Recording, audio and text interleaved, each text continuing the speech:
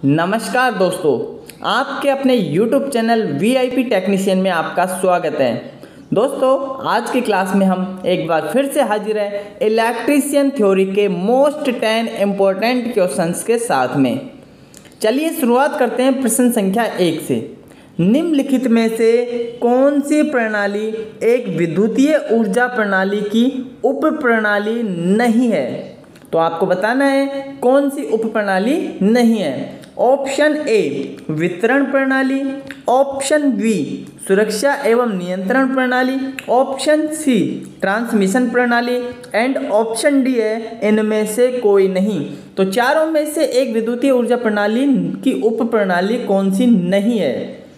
तो देखिए, इसका जो राइट आंसर है वो है ऑप्शन डी, यानी कि इनमें से कोई नहीं। कहने का मतलब विद्युतीय ऊर्जा प्रणाली की वितरण प्रणाली, सुरक्षा एवं नियंत्रण प्रणाली और ट्रांसमिशन प्रणाली तीनों की तीनों उप प्रणाली है, जबकि हमसे क्वेश्चन में पूछा है कौन सी उप प्रणाली नहीं है। तो इनमें से कोई नहीं, ऑप्शन डी इसका राइट आंसर होगा। तो ऑप्शन डी इसका राइट आंसर है। नेक्स्ट क्वेश्चन पर चलते हैं, प्रश्न संख्या 2। तो दूसरा प्रश्न, एक पावर सब स्टेशन उप प्रणाली में, पावर सब स्टेशन उप प्रणाली में पहला ऑप्शन पावर को ट्रांजिस्ट किया जाता है, ऑप्शन बी पावर का वितरण किया जाता है, ऑप्शन सी विभिन्न उप प्रणालियों के बीच स्विचिंग की होती है एंड ऑप्शन डी है ऊर्जा के प्रमुख स्रोतों से विद्युतीय ऊर्जा प्राप्त की जाती है। तो चारों में से कौन सा राइट आंसर होगा पावर सब स्टेशन उप प्रणाली के लिए?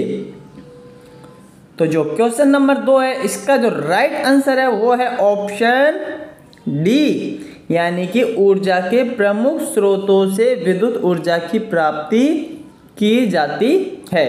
तो ऑप्शन डी इसका राइट आंसर है। नेक्स्ट प्रश्न संख्या 3, निम्नलिखित में से कौन सा अल्टरनेटिव या अपारंपरिक पावर स्टेशन में ऊर्जा का प्राथमिक स्रोत नहीं है? तो कौन सा अल्टरनेटिव या अपारंपरिक पावर स्टेशन में ऊर्जा का प्राथमिक स्रोत नहीं है?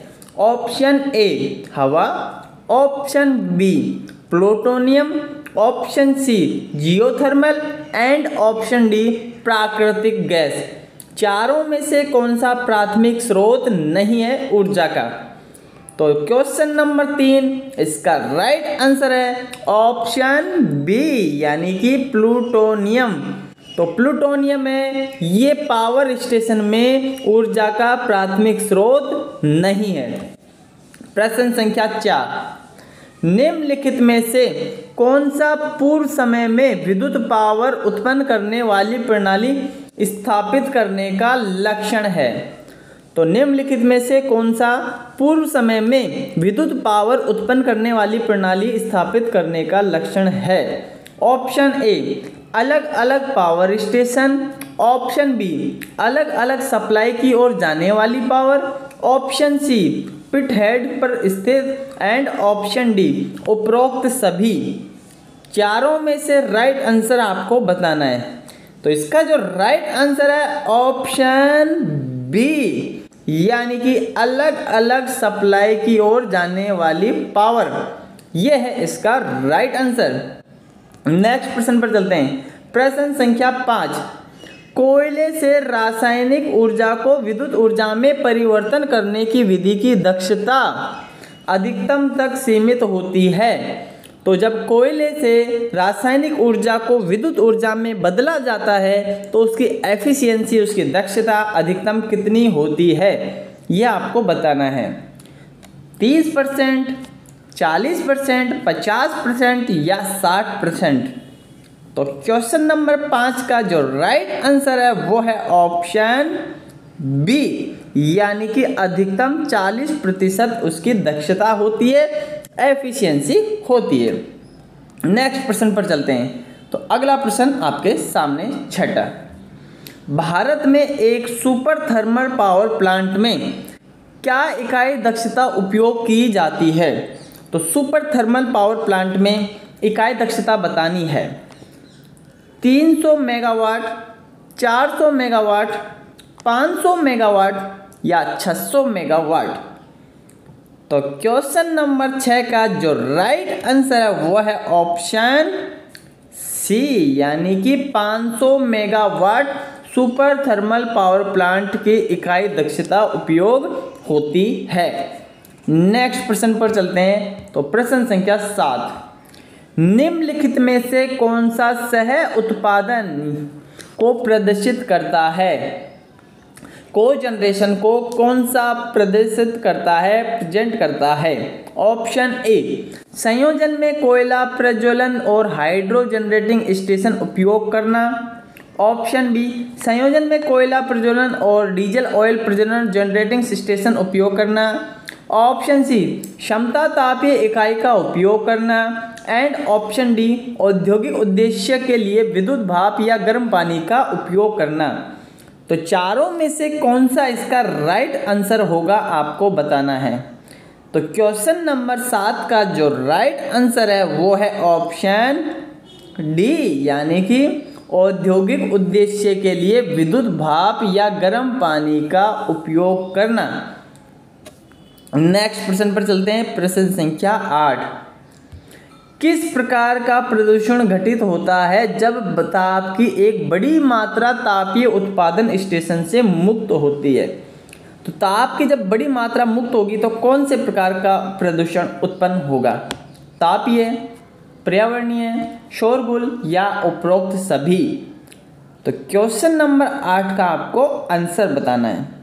तो इसमें जो प्रदूषण उत्पन्न होता है वो तापीय भी होगा, पर्यावरणीय भी होगा, शोरगुल भी होगा, यानी कि ऑप्शन डी इसका राइट आंसर होगा। तो क्वेश्चन नंबर 8 का जो राइट आंसर है वो है ऑप्शन डी। नेक्स्ट प्रश्न संख्या 9, निम्नलिखित में से कौन सा एक गैस फायर पावर स्टेशन में ऊर्जा का प्रथम स्रोत है? तो गैस फायर पावर स्टेशन में ऊर्जा का प्रथम स्रोत कौन सा है? एलपीजी है, प्राकृतिक गैस है, गर्म पानी स्प्रिंग है या इनमें से कोई नहीं? तो प्राथमिक स्रोत कौन सा होगा? तो जो राइट आंसर है इसका वो है ऑप्शन बी, यानी कि प्राकृतिक गैस। तो गैस फायर पावर स्टेशन में ऊर्जा का प्रथम स्रोत प्राकृतिक गैस होती है। अब आज का अंतिम प्रश्न आपके सामने, निम्नलिखित कारणों में से किस लिए पहाड़ी क्षेत्र में हाइड्रो जनरेटिंग स्टेशन स्थापित किए जाते हैं? तो पहाड़ी क्षेत्रों में हाइड्रो जनरेटिंग स्टेशन क्यों स्थापित होते हैं, क्या कारण होता है? ऑप्शन ए, बड़ी भूमि क्षेत्र की आवश्यकता के लिए।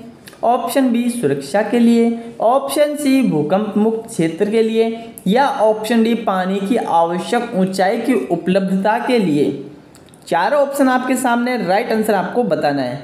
तो इसका जो राइट आंसर है वो है ऑप्शन डी, यानी कि पानी की आवश्यक ऊंचाई की उपलब्धता के लिए पहाड़ी क्षेत्रों में हाइड्रो जनरेटिंग स्टेशन स्थापित किए जाते हैं। तो ये थे आज की क्लास के टॉप 10 इलेक्ट्रीशियन थ्योरी के मोस्ट इम्पोर्टेंट क्वेश्चंस। आपको ये प्रश्न कैसे लगे कमेंट करके हमें ज़रूर बताइएगा। और इससे पहले की सीरीज भी आप ज़रूर देखिएगा जिनमें टॉप 10 के हमने कई क्वेश्चंस पहले भी डाले हुए हैं। चलिए दोस्तों, मिलते हैं नेक्स्ट क्लास में।